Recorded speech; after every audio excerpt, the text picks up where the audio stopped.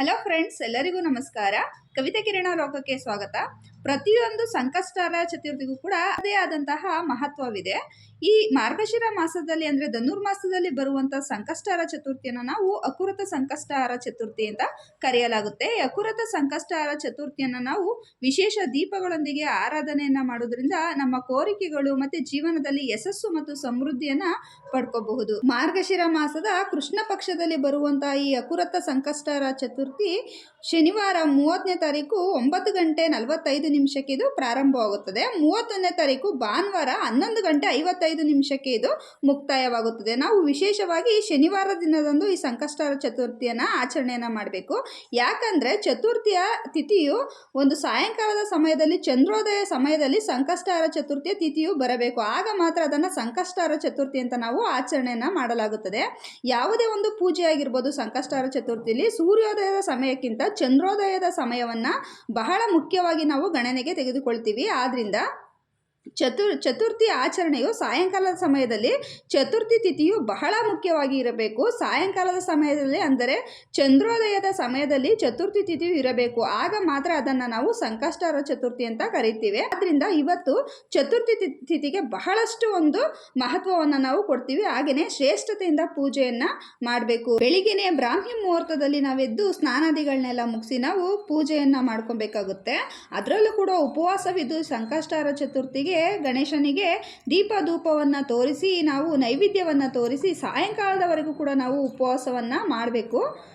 ಅದರಲ್ಲೂ ಕೂಡ ತುಂಬಾನೇ ವಿಶೇಷವಾದ ಫಲಗಳನ್ನ ಮತ್ತೆ ಶೀಘ್ರವಾಗಿ ನಮ್ಮ ಕೋರಿಕೆಗಳನ್ನ, ನಮ್ಮ ಇಷ್ಟಾರ್ಥಗಳನ್ನ ನಾವು ಫಲವನ್ನ ಪಡ್ಕೋಬೇಕು ಅಂದ್ರೆ ಒಂದು ಶುಭ ಮುಹೂರ್ತಗಳಲ್ಲಿ, ಒಂದು ಶುಭ ಸಮಯದಲ್ಲಿ ನಾವು ಪೂಜೆಯನ್ನ ಮಾಡ್ಕೊಂಡಾಗ ಮಾತ್ರ ಆ ಪೂಜೆಯ ಫಲ ಅನ್ನೋದು ಸಂಪೂರ್ಣವಾಗಿ ಸಿಗ್ತಾ ಹೋಗುತ್ತದೆ.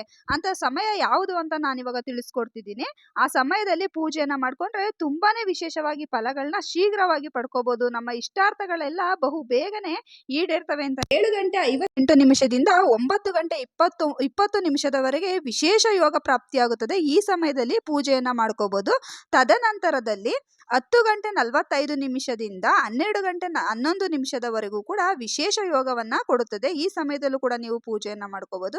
ಈ ಎರಡು ಸಮಯದಲ್ಲಿ ನಿಮಗೆ ಪೂಜೆಯನ್ನ ಮಾಡೋದಕ್ಕೆ ಆಗಲ್ಲ ಅನ್ನೋರು ನೀವು ಮಧ್ಯಾಹ್ನ 1:30 2:48 ಕೂಡ ಒಂದು ಶುಭ ಮುಹೂರ್ತವಿರುತ್ತದೆ. ಈ ಸಮಯದಲ್ಲೂ ಕೂಡ ನೀವು ಪೂಜೆಯನ್ನ ಮಾಡ್ಕೋಬಹುದು. ಈ ಮೂರು ಸಮಯದಲ್ಲಿ ನೀವು ಪೂಜೆಯನ್ನ ಮಾಡ್ಕೊಂಡ್ರೆ ವಿಶೇಷ ಒಂದು ಫಲಗಳನ್ನ ಪಡ್ಕೋಬಹುದು. ಜೊತೆಗೆ ಇಷ್ಟಾರ್ಥಗಳನ್ನ ಬಹು ಬೇಗನೆ ಈಡೇರಿಸ್ಕೋಬಹುದು ಅಂತಾನೆ ಹೇಳ್ಬೋದು.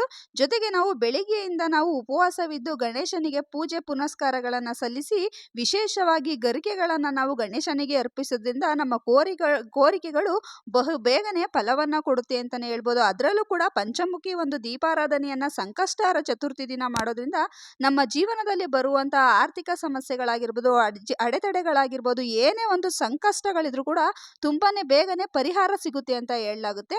ಈ ದೀಪವನ್ನು ನಾವು ಯಾವ ರೀತಿ ಆರಾಧನೆಯನ್ನ ಮಾಡಬೇಕು ಅನ್ನೋ ವಿಧಾನನೂ ಕೂಡ ನಾನು ನಿನ್ನೆ ವಿಡಿಯೋದಲ್ಲಿ ತಿಳಿಸ್ಕೊಟ್ಟಿದ್ದೀನಿ. ಯಾರೆಲ್ಲ ನೋಡಿಲ್ಲ ಹೋಗಿ ಆ ವಿಡಿಯೋನ ನೋಡಿ. ಇವತ್ತು ತುಂಬಾನೇ ವಿಶೇಷವಾಗಿ ಫಲವನ್ನ ಕೊಡುವಂತಹ ಅಕುರತ ಸಂಕಷ್ಟಾರ ಚತುರ್ಥಿ ದಿನ ಈ ದೀಪವನ್ನ ಆರಾಧನೆಯನ್ನ ಮಾಡಿ. ಪ್ರತಿಯೊಂದು ಸಂಕಷ್ಟಾರ ಚತುರ್ಥಿಗೂ ಕೂಡ ಚಂದ್ರೋದಯದ ಸಮಯ ತುಂಬಾನೇ ಬಹಳ ಮುಖ್ಯವಾದದ್ದು.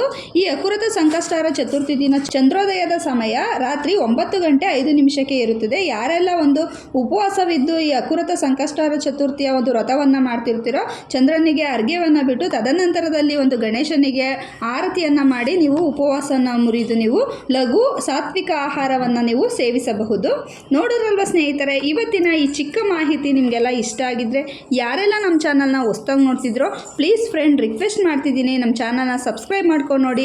ತುಂಬಾ ನಾನು ನಿಮಗೆ ಇಷ್ಟವಾಗುವಂಥ ಪ್ರತಿನಿತ್ಯ ಮನೆಯಲ್ಲಿ ಯಾವ ರೀತಿ ಪೂಜೆಯನ್ನು ಮಾಡಬೇಕು ಅನ್ನೋ ಮಾಹಿತಿನ ನಾನು ನಿಮಗೆ ತಿಳಿಸ್ಕೊಡ್ತೀನಿ. ಪ್ರತಿಯೊಬ್ಬರಿಗೂ ಕೂಡ ಇಷ್ಟ ಆಗುವಂಥ ಯೂಸ್ಫುಲ್ ವಿಡಿಯೋಗಳನ್ನ ನಾನು ಹಾಕೋದು. ದಯವಿಟ್ಟು ನಮ್ಮ ಚಾನಲ್ನ ಸಬ್ಸ್ಕ್ರೈಬ್ ಮಾಡ್ಕೊಂಡು ನೋಡಿ. ಈ ವಿಡಿಯೋ ನಿಮಗೆ ಇಷ್ಟ ಆದರೆ ಒಂದು ಲೈಕ್ ಕೊಡೋದನ್ನ ಮರಿಬೇಡಿ. Thank you.